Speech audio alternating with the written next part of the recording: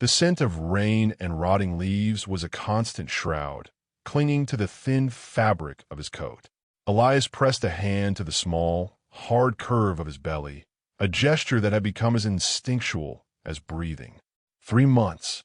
3 months since his world had been shattered in a cacophony of breaking glass, screams, and the overwhelming scent of pine and winter frost. He was hiding in a derelict bus station on the edge of a city that had no name for him. The wind howled through the shattered panes of glass, a lonely counterpoint to the frantic drumming of his own heart. Hunger was a dull, familiar ache, but it was the cold that truly terrified him. It seeped into his bones, a chilling premonition of the winter to come, a winter he would face with a child, an Alpha's child, and nothing else. His wedding night. The memory was a shard of glass under his skin, perpetually sharp. He wasn't supposed to be Elias, the shivering fugitive huddled in the dark. He was supposed to be Elias Vance, mated to Julian Silvercrest, the prized Omega who would finally unite 2 powerful territories. He remembered the suffocating weight of the silk suit, the false smiles, the clinking of champagne flutes. He remembered Julian's cool, proprietary hand on his back, his scent of polished steel and ambition leaving Elias feeling hollow. Then chaos. The ballroom doors had splintered inwards. Guards shouted, alphas roared, and a different scent had cut through the stale air of celebration. It was wild and clean, like a forest after a blizzard. It was the scent of power, raw and untamed. A shadow had moved through the panic with preternatural speed, and then it was before him. He'd only seen eyes, the color of molten silver, and a face carved from unforgiving granite. There was no courtship, no negotiation, just a raw, possessive force that had stolen the air from his lungs. The stranger, the Alpha, had pinned him against the ornate tapestries, his body a wall of heat and muscle.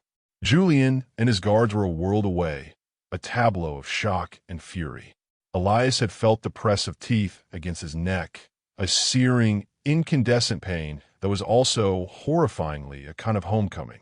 The bite, the mark, a bond forged in violence, severing his worthless engagement contract and branding him as another's. Then, just as quickly, the Alpha was gone, leaving behind a devastated wedding, a ruined Omega, and the lingering, indelible scent of pine. Now that scent was his ghost. It haunted his dreams. Sometimes, when the wind was just right, he thought he could smell it, and his heart would seize with a terror so profound it threatened to swallow him whole. The bond, a living thing inside him, would ache with a phantom longing that made him want to retch. He was tied to a monster he couldn't name, carrying a child that was a constant, kicking reminder of his complete and utter ruin.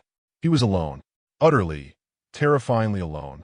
A soft flutter beneath his ribs made him gasp, and he wrapped his arms tighter around his middle. Not entirely alone, and that was the most frightening thing of all. The city was a labyrinth of indifferent concrete and flickering neon. Elias learned its rhythms, its hidden paths. He learned which shelters were dangerous, which soup kitchens asked too many questions, and which alleyways offered the best cover from the rain. He sold the last remnants of his old life, a pair of simple gold cufflinks he'd managed to hide in his pocket during the escape, for a handful of cash that was now dwindling to nothing. His Omega instincts, long suppressed by his family's rigid conditioning and scent blockers, were screaming back to life. Every heightened sound made him flinch. Every unfamiliar alpha scent that drifted on the breeze sent a spike of primal fear through him. He was prey. A marked, pregnant, and unclaimed Omega was the most vulnerable creature in their stratified world. A prize for the cruel, a target for the desperate.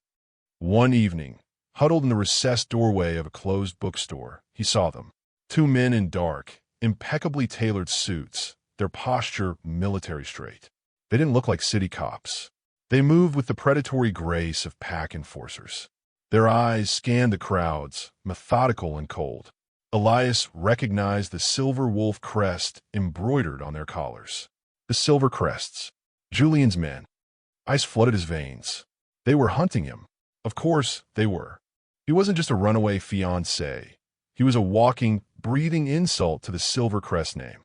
He had been marked by a rival, a usurper, right under their noses. Julian's pride would demand retribution.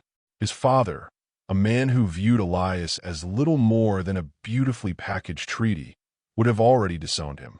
He was a loose and to be snipped.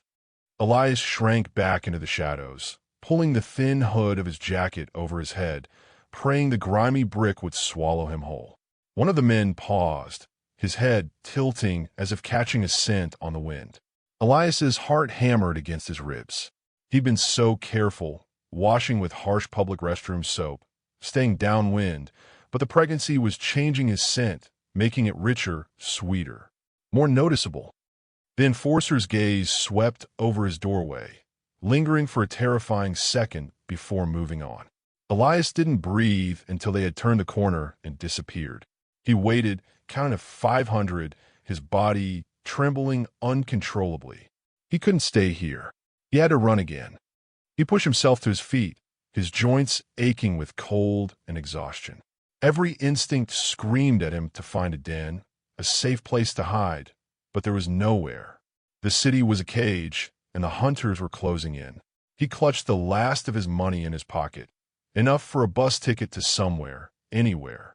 As he stumbled out of the alley and back into the flow of the indifferent evening crowd, a wave of dizziness washed over him. The world tilted, the neon lights smearing into watercolor streaks. And then he smelled it, faint but unmistakable. Beneath the city's exhaust fumes and stale perfume, there was a whisper of pine and clean, cold frost. His ghost, his monster. Panic, sharp and absolute, clawed at his throat. He broke into a stumbling run, pushing through the throng of people, his only thought to escape the scent. Was he imagining it? Was the stress making him hallucinate? He risked a glance over his shoulder. Nothing, just a sea of anonymous faces. He was losing his mind. He ducked into another side street, this one narrower and darker, the air thick with the smell of grease from a nearby restaurant vent. He leaned against the damp brick wall, gasping for breath, his hand pressed protectively over his stomach. A low, pained whimper escaped his lips. He couldn't do this. He couldn't protect this child. He was failing.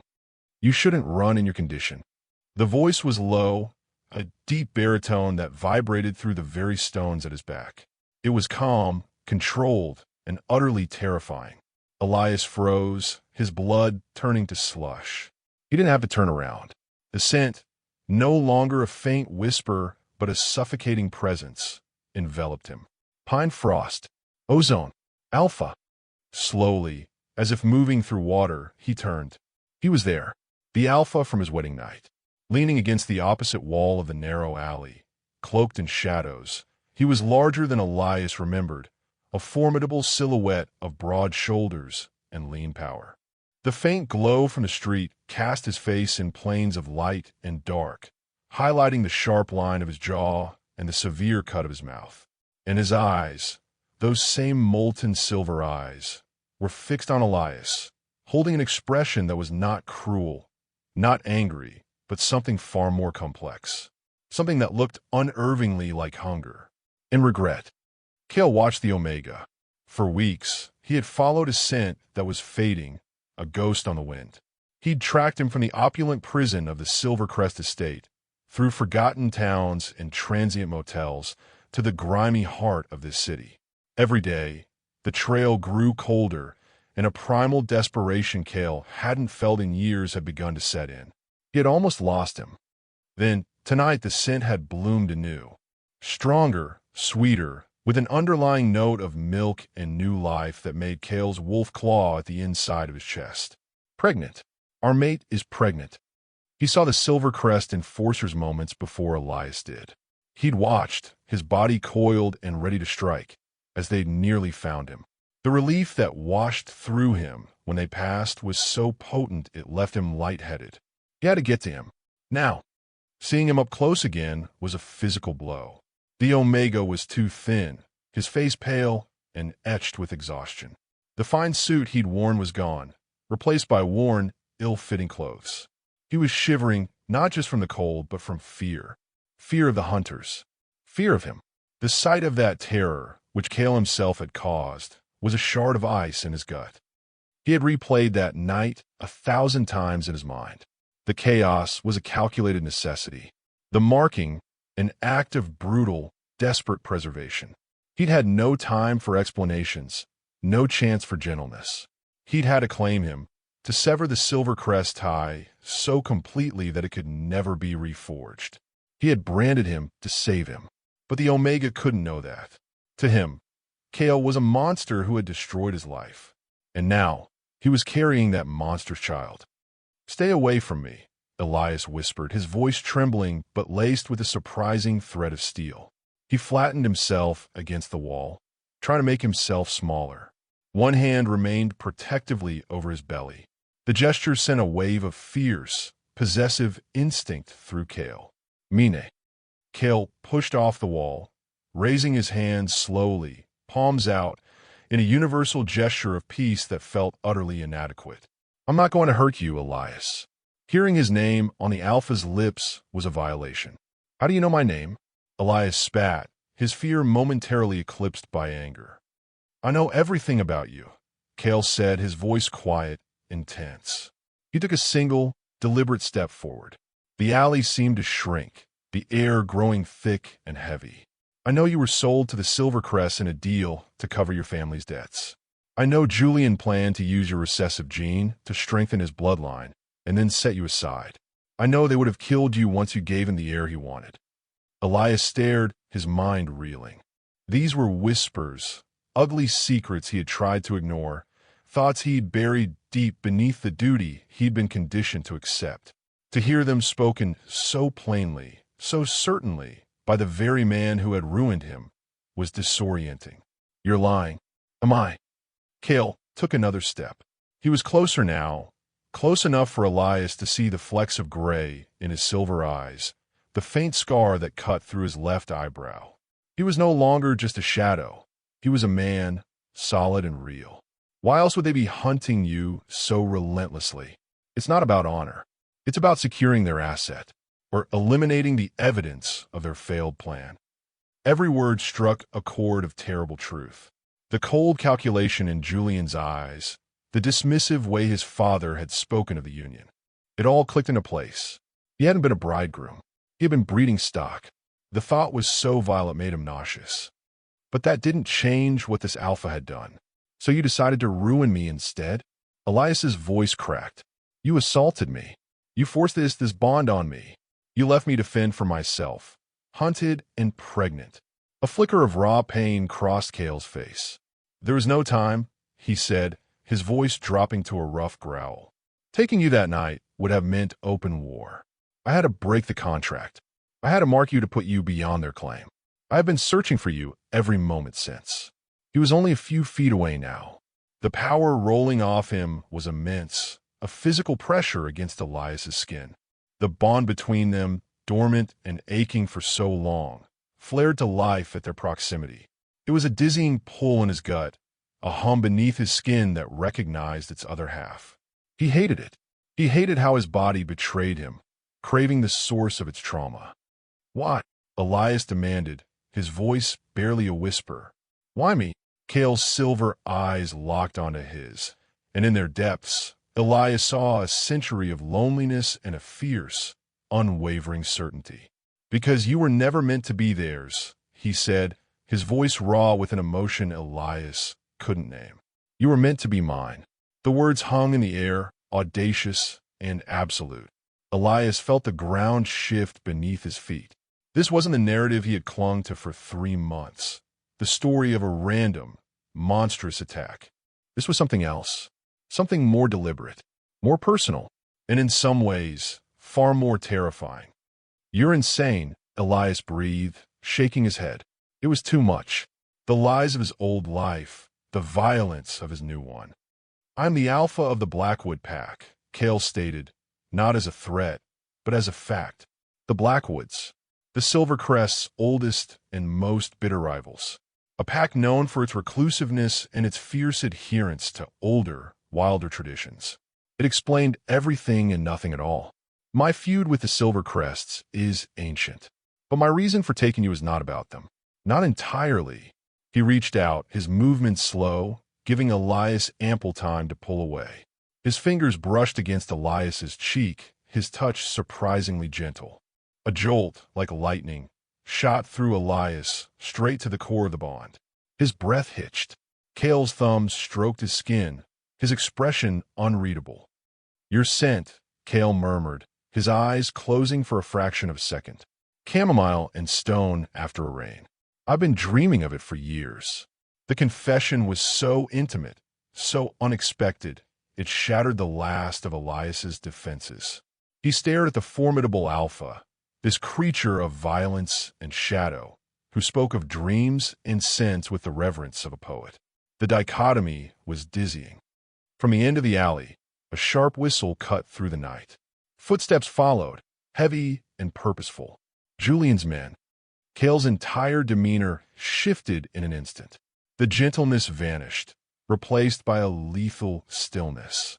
He moved without a sound, placing his body in front of Elias, shielding him completely. "They won't touch you," he growled, the sound a low vibration in his chest that Elias could feel through the ground. Two enforcers appeared at the mouth of the alley, their figures silhouetted against the streetlights. They froze when they saw Cale. Recognition and then fear dawned on their faces. "Alpha Blackwood," one of them said, his voice tight. "He is with me," Cale stated. The command was absolute, leaving no room for argument. "He is my mate. Leave, and tell your master that what is mine remains mine. If I see any of you near him again, I will wipe the Silvercrest name from memory." The enforcers exchanged a look. They were outmatched, and they knew it. The reputation of the Blackwood Alpha was not one of idle threats.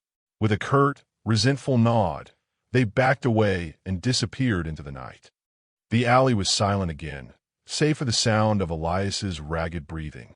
He was shaking, the adrenaline and shock coursing through him. Cale turned back to him, his expression softening once more. "It's over, Elias. The hunt is over." Elias looked at the man who had turned his world upside down. He was a savior and a monster, a captor and a protector.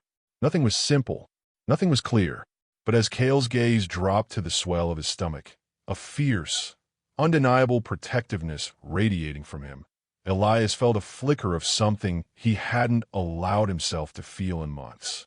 A fragile, tentative sense of safety. "Come with me," Cale urged, his voice soft. "Let me take care of you. Let me take care of our child." "Our child." The words echoed in the space between them. Elias looked down at his own hand, still pressed against his belly. He was tired of running. He was tired of being cold and hungry and afraid. He didn't know if he could trust this Alpha, this stranger bound to him by an act of violence. But the bond hummed with a desperate, resonant truth.